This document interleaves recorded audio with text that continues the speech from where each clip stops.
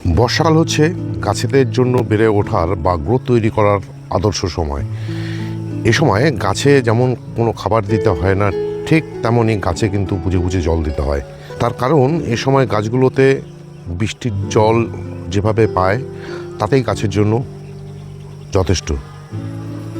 আর এই বর্ষাকালে সে সমস্ত গাছকে কি করে ভালো রাখতে হয়, কি করে ভালো রাখা উচিত, সে নিয়ে আজকের ভিডিও। বর্ষাকালে বাগানিদের কাছে সবথেকে চিন্তার বিষয় হচ্ছে গাছকে ভালো রাখা। তার কারণ হচ্ছে বর্ষার সময় অতিরিক্ত বৃষ্টিপাতের ফলে টবের মাটিতে জল জমে থাকে। আর এই জল জমে থাকার কারণেই কিন্তু গাছে বিভিন্ন রকম ফাঙ্গাল সমস্যা দেখা দেয়। আর এই ফাঙ্গাল জনিত কারণে গাছ যেন নষ্ট না হয়, গাছ যেন ভালোভাবে বেড়ে উঠতে পারে, তাদেরকে সুন্দর করে বাড়িয়ে তোলা, বিভিন্ন রোগের থেকে গাছকে বাঁচানো একমাত্র উপায় হচ্ছে জিও ফেব্রিক গ্রো ব্যাগ। আর সে নিয়ে আজকের ভিডিও। নমস্কার, আমি দেবজ্যোতি, কুচবিহার থেকে। আপনারা দেখছেন রান্তুর ছাদ বাগান। প্রতিদিনের অভ্যাস মতো আজও চলে এসেছি একটি ভিডিও নিয়ে। আর এই ভিডিওতে আপনাদেরকে দেখাবো আমরা ছাদ বাগানে যে সমস্ত ফলের গাছগুলোকে করে থাকি বা যে সমস্ত ফলের গাছগুলোকে লাগাই, সে সমস্ত ফলের গাছের জন্য জিও ফেব্রিক গ্রো ব্যাগ কেন প্রয়োজনীয়। শুরুতেই যখন আমরা গাছগুলোকে নার্সারি থেকে নিয়ে আসি, গাছগুলোকে নার্সারি থেকে নিয়ে আসার পর আমরা যদি ছোট মাটির টবে গাছকে বসিয়ে নিয়ে অন্তত 6 থেকে 7 মাস মাটির টবে রেখে দেওয়ার পর যদি জিও ফেব্রিক গ্রো ব্যাগে গাছ বসিয়ে দিতে পারি, তাহলে জল নিয়ে যে সমস্যা, বর্ষাকালে সারাদিন ধরা যেখানে বৃষ্টিপাত হতে থাকে, সেই বৃষ্টিপাতের ফলে টবের মাটিতে জল জমে থাকার কোনো সম্ভাবনা কিন্তু জিও ফেব্রিক গ্রো ব্যাগে থাকে না। আসুন দেখে নেই এক এক করে কোন কোন সমস্যা দেখা দেয় মাটির টব বা প্লাস্টিকের টবগুলোতে। সারা রাত ধরা অতিরিক্ত বৃষ্টিপাতের ফলে এই যে দেখুন মাটির টবগুলোতে কিভাবে জল জমে রয়েছে, যেটা কিনা গ্রো ব্যাগের ক্ষেত্রে কোনো সময়ই হয় না, জল সব নেমে যায়। আর মাটির টবে ঠিক এভাবে জল জমে থাকতে থাকতে গাছের শেকড়ের মধ্যে কিন্তু ফাঙ্গাসের সমস্যা লেগে যায়, এবং এই ফাঙ্গাসের সমস্যা থেকেই কিন্তু গাছের বিশেষ করে ডাইব্যাগের সমস্যা সহ বিভিন্ন রোগগুলো দেখা যায়। যার জন্যই গাছকে লাগাতে হয় বিশেষ করে বর্ষার চিন্তা করে গ্রো ব্যাগে। মাটির টবে কী কী সমস্যা হতে পারে আসুন সেটা আমরা দেখে নেই। মাটির টব বা প্লাস্টিক টবে যদি গাছ থাকে, বর্ষায় যে সমস্যাগুলো দেখা যায় তার মধ্যে অন্যতম হলো নিষ্কাশন ব্যবস্থা। টবের নিচে জল নিষ্কাশনের ছিদ্রটি বা হোলটি পরিষ্কার করে দিতে হবে। এর জন্য শক্ত কাঠি বা স্ক্রুড্রাইভারের সাহায্যে টবে থাকা যে খোলামকুচি সেটাকে চাপ দিয়ে ঠেলে দিতে হবে। এতে জাম অনেকটাই পরিষ্কার হয়ে যাবে। মাটি যদি ওয়েল ড্রেনেজ না হয়, অতিরিক্ত বৃষ্টিপাত হতে থাকলে গাছ সেটে এনে রাখতে হবে। আর যদি শেড না থাকে তবে গাছটিকে এক পাশ করে হেলে ঠিক এইভাবে রেখে দিতে হবে। টবের মাটি যদি অতিরিক্ত ভিজে স্যাঁতস্যাঁতে থাকে তবে কিছুদিন জল দেওয়া থেকে বিরত থাকতে হবে বা জল দেওয়াকে বন্ধ করে দিতে হবে, যতদিন না পর্যন্ত মাটি শুকিয়ে আসে। ভারী বৃষ্টিপাতের ফলে টবের প্রয়োজনীয় যে সমস্ত পুষ্টি উপাদান বা সার ধুয়ে যেতে পারে। তাই বৃষ্টির মাঝে বিরতি পেলে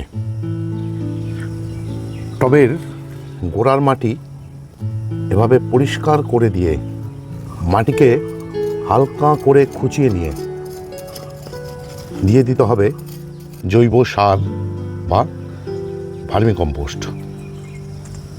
দিয়ে মাটি দিয়ে, যদি বানানো মাটি থাকে, না হলে মাটি বানিয়ে নিয়ে, মানে ওয়েলডারনেস সয়েল বানিয়ে নিয়ে, টবের কানায় কানায় এই যে ওয়েলডারনেস সয়েল বানিয়ে নিয়ে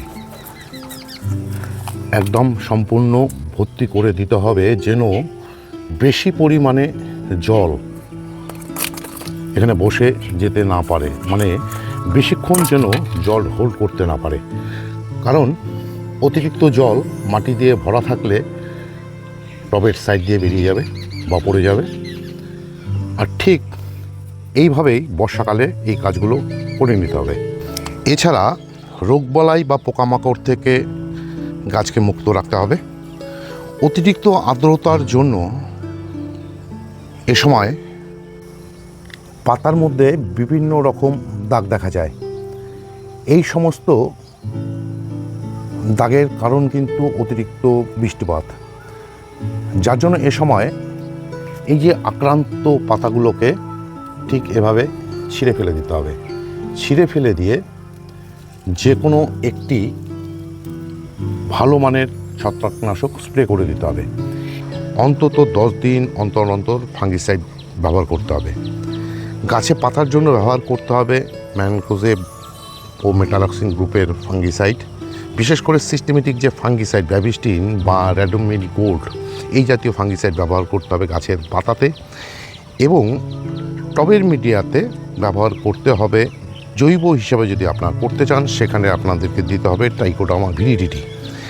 আর যদি রাসায়নিকভাবে দিতে চান তাহলে দিতে হবে আপনাদেরকে ফাঙ্গিসাইড হিসেবে কপার অক্সিক্লোরাইডযুক্ত ফাঙ্গিসাইড জলে গুলে নিয়ে টবের মিডিয়াতে দিয়ে দিতে হবে, অন্তত এই বর্ষাকালে মাসে 2 বার, মানে 15 দিনের ব্যবধানে।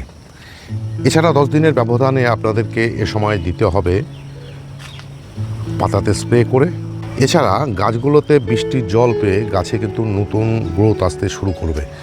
গাছগুলোতে গ্রোথ আসা মানেই, নতুন পাতা আসে মানেই পোকাদেরকে নিমন্ত্রণ করে ডেকে নিয়ে আসা।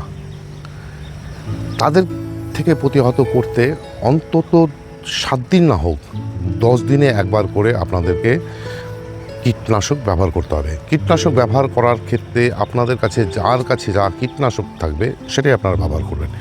স্পেসিফিক কিছু গাছ থাকে তাদের জন্য আলাদা আলাদা কীটনাশক ব্যবহার করতে হয়। বর্ষায় যেহেতু কীটনাশক এবং ফাঙ্গিসাইড গাছকে দিতে হয়, এবং সেটা সাধারণত আমরা যেহেতু স্প্রের মাধ্যমে দেই, এই স্প্রের সঙ্গে মানে কীটনাশক এবং ফাঙ্গিসাইডের সঙ্গে আমাদেরকে একটি জিনিস ব্যবহার করতে হয়, সেটা হচ্ছে স্টিকার বা স্প্রেডার। কেন ব্যবহার করতে হয়? তার কারণ হচ্ছে আপনি স্প্রে করলেন বা গাছের মধ্যে দিয়ে দিলেন, স্প্রে করার ঘন্টা 2-এর মধ্যে বৃষ্টি এসে গেল, সেই বৃষ্টিতে স্প্রে করে দেওয়া ফাঙ্গিসাইড বা কীটনাশক কিন্তু ধুয়ে চলে যাবে। সেটা যেন না হতে পারে তার জন্যই দিয়ে দিতে হয় স্প্রেডার বা স্টিকার। তাহলে যেহেতু সেটা আঠালো জাতীয় একটি পদার্থ, সিলিকন বেস, এতে হয় কি গাছের পাতার থেকে সহজে স্প্রে করে দেওয়া ওষুধ সেটা কিন্তু ধুয়ে যায় না, এবং সেটা বর্ষাকালে অবশ্যই করতে হয় স্প্রে করার ক্ষেত্রে। খাবার দাবার এ সময় খুব একটা দিতে হয় না, তার কারণ হচ্ছে বর্ষার জলে বা বৃষ্টির জলে গাছ কিন্তু সমস্ত ধরনের নিউট্রিন অটোমেটিক পেয়ে যায়। আর এই নিউট্রিন পাওয়ার ফলেই কিন্তু গাছের মধ্যে নতুন করে গ্রোথ আসতে শুরু করে। বিশেষ করে এ সময় যদি গাছের মধ্যে খাবার দিয়ে দেওয়া যায় তাহলে হয় কি, অনেক সময় জৈব খাবার দিয়ে দিলে গাছের মিডিয়াতে ফাঙ্গাস তৈরি হয়, এবং সেই ফাঙ্গাসের থেকে গাছের মধ্যে কিন্তু ফাঙ্গাস ছড়িয়ে পড়ে। সেটার জন্য দেওয়ার প্রয়োজন পড়ে না, এবং গাছকে যেহেতু খাবারের দরকার পড়ে বিশেষ করে টবের গাছগুলোতে, তার জন্য বৃষ্টির জলই কিন্তু গাছের জন্য যথেষ্ট।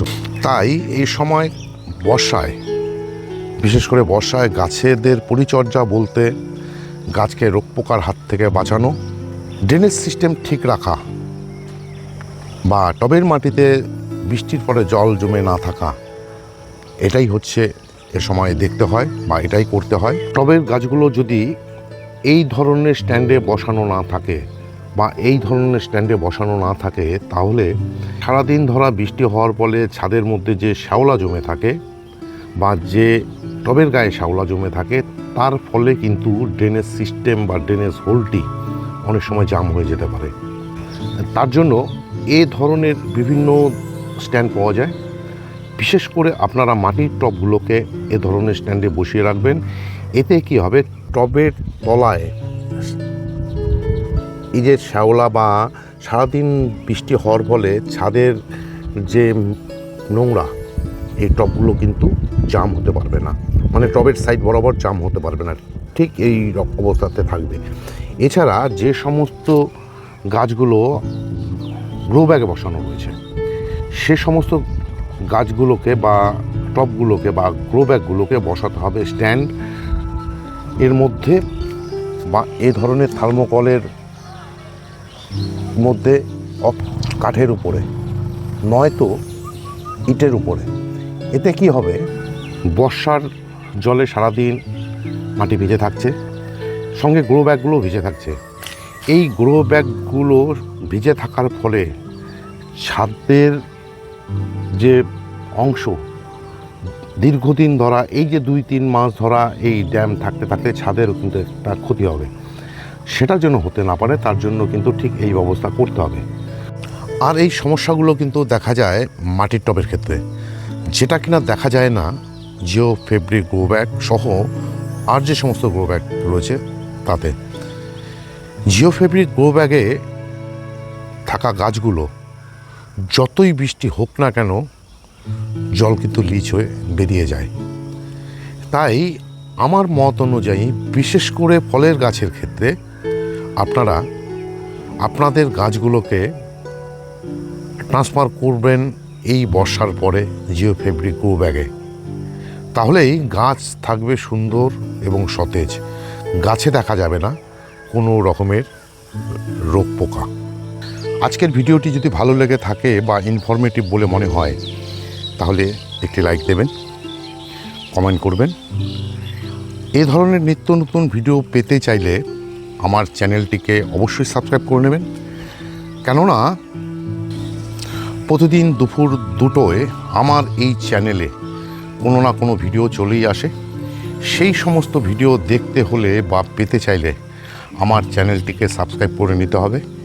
সবাইকে অশেষ অশেষ ধন্যবাদ এবং শুভেচ্ছা জানিয়ে আজকের এই ভিডিও শেষ করছি। সবাই ভালো থাকবেন, সুস্থ থাকবেন, সবুজের সাথে থাকবেন। ধন্যবাদ।